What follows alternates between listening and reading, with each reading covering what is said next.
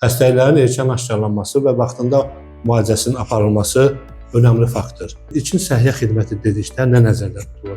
İlkin səhiyyə xidməti xəstəliklərin birinci səviyyəsində xidmət edir. Sumqayıt Tibb Mərkəzində ilkin səhiyyə xidməti göstərən 7 ailə sağlamlıq mərkəzi fəaliyyət göstərir. İlkin səhiyyə xidməti səhiyyə xidmətlərinin iç pilləsidir. Doğulduqdan belə deyək, ölüm halına qədər xidmət edir. Vətəndaşın özünün də bilmədiyi yatmış bir xəstəliklər olur ki, bu müayinələr nəticəsində aşkarlanır. Ölkə üçün ən prioritet məsələlərdən biri peyvəndləmədir. Təəssüf hissinə doğrultduğumuz valideynlərin peyvənddən imtina hallarına da rast gəlinir. Ölkədə ilkin səhiyyə xidmətinin təşkili xəstəliklərin erkən aşkarlanmasına bağlı vacib və zəruri tədbirlər həyata keçirilir.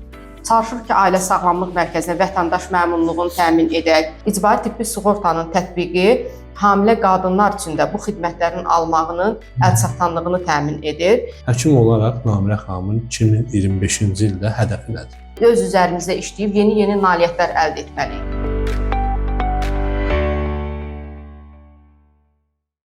Hər vaxtınız xeyir əziz izləyicilər. Can Həkimi verilişinin növbəti buraxılışında xoş gördük.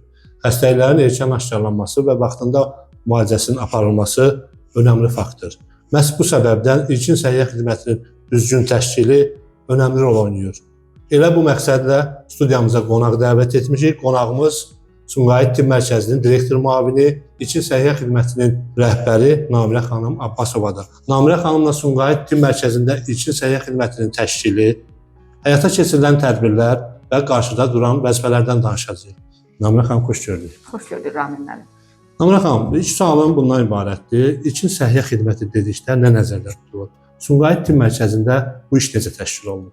İlkin səhiyyə xidməti xəstəliklərin birinci səviyyəsində xidmət edir. Xəstəliklərin erkən aşkarlanması, müalicəsi, diaqnostikası, müayinəsi, ana və uşaq sağlamlığının qorunması, hamiləliyin monitorinqi, gigiyenik maarifləndirmə tədbirlərinin aparılması, xəstəliklərin yaranma səbəblərinin aşkarlanması, peyvəndləmə aparılması ilkin səhiyyə sisteminə aiddir. Sumqayıt Tibb Mərkəzində ilkin səhiyyə xidməti göstərən 7 ailə sağlamlıq mərkəzi fəaliyyət göstərir.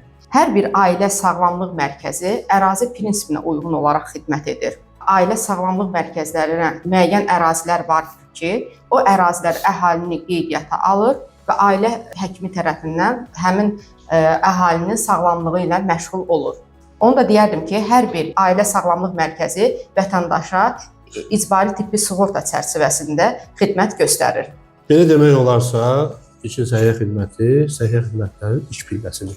İlkin səhiyyə xidməti niyə bu qədər önəmlidir və digər səhiyyə xidmətlərindən nə ilə fərqlənir? İlkin səhiyyə xidməti qeydiyyata alınmış vətəndaşı doğulduqdan belə deyək, ölüm halına qədər xidmət edir. Hər bir ailə sağlamlıq mərkəzlərində ailə həkimləri fəaliyyət göstərir ki, bunlar həkim terapevt, həkim mama ginekoloq və pediatrlardır. Onlar qeydiyyatda olan vətəndaşın daimi sağlamlığı ilə maraqlanır, onları müalicə və müayinələrə cəlb edir. Vətəndaşın özünün də bilmədiyi yatmış bir xəstəliklər olur ki, bu müayinələr nəticəsində aşkarlanır. Hətta vətəndaş narahatlıq hiss etdikdə tibb müəssisəsinə getmədiyi halda da vətəndaşı evində müayinəsini və müalicəsini aparır. Bundan başqa da yaşlı, ahıl yaşlı vətəndaşlar vardır ki, əlilliyi olan vətəndaşlar vardır ki, həmin vətəndaşların öz ailə həkimi yenidən ev ziyarəti edərək onların müalicə və müayinəsini aparır.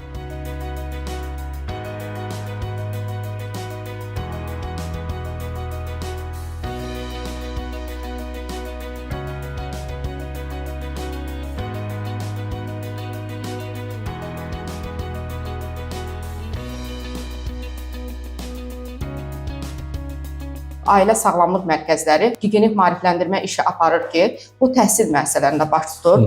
Bağça, məktəblərdə müəllimlər, uşaqlar, valideynlər arasında sağlam həyat haqqında, sağlam qidalar haqqında, xəstəliklərin yaranma səbəbidir, zərərli qidalardır, zərərli vərdişlərdir, bu haqqında belə demək olarsa maarifləndirmə tədbirlərində işin bir hissəsidir. Bəli. Bu gün təkcə Sumqayıtda deyil, ölkə üçün ən prioritet məsələlərdən biri peyvəndləmədir. Hazırda Sumqayıtda vəziyyət necədir bununla bağlı? Peyvənd insanı zərərli bakteriya və viruslardan qoruyur. Əlbəttə ki, Sumqayıt Tibb Mərkəzində də soyuq zəncir prinsipi qorunaraq təlimata uyğun peyvəndləmə işləri aparılır. Amma əhali arasında belə deyək, təəssüf hissinə doğrultduğumuz valideynlərin peyvənddən imtina hallarına da rast gəlinir. Peyvənd hansı xəstəliyə qarşı vurulursa, həmin xəstəlik haqqında valideynlərə məlumatlar verilir. Peyvənddən yox, o xəstəliklərdən qorxaraq peyvəndəyə daha çox üstünlük verirlər. Hər bir işdə bir çatışmazlıq olur, problemlər ortaya çıxır. Ümumiyyətlə bu sahədə hansı çatışmazlıqlar var və problemlər var və bu problemlərin aradan qaldırılması istiqamətində hansı tədbirlər həyata keçirilir?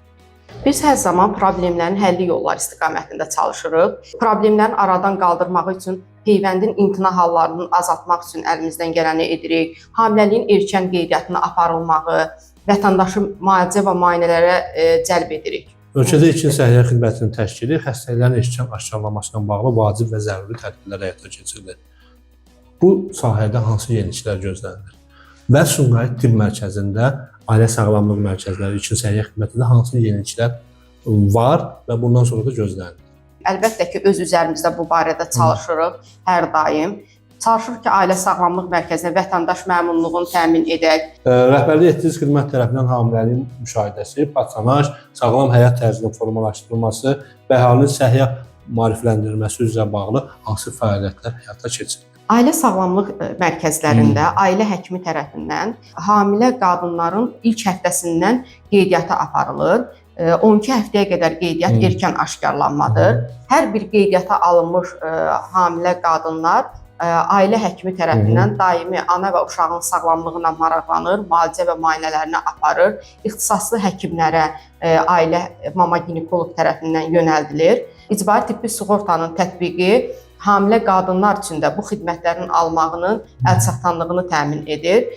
Bahalı müalicə və müayinələr vardır ki, onlar da xidmətlər zərfinə aiddir.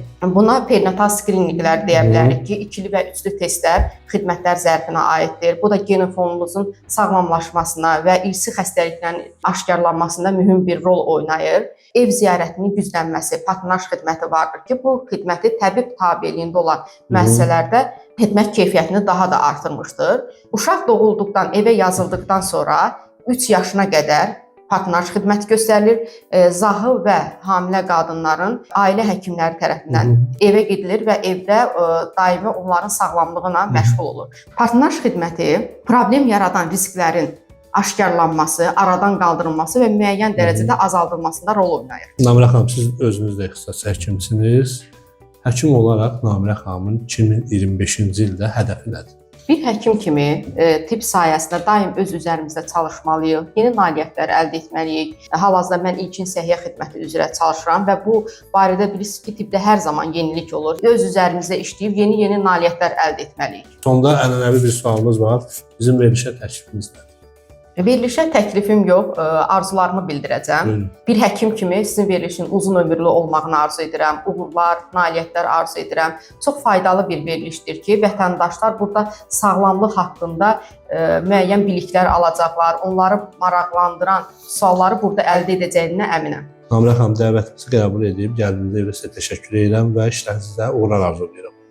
Mən də sizə təşəkkür edirəm Ramil müəllim dəvətiniz üçün. Çox maraqlı verilişdir. Sizə uğurlar arzu edirəm bu verilişdə. Çox sağ olun Namirə xanım. Hörmətli izləyicilər, Can Həkiminin növbəti buraxılışı başa çatdı. Çalışın, sağlam olun.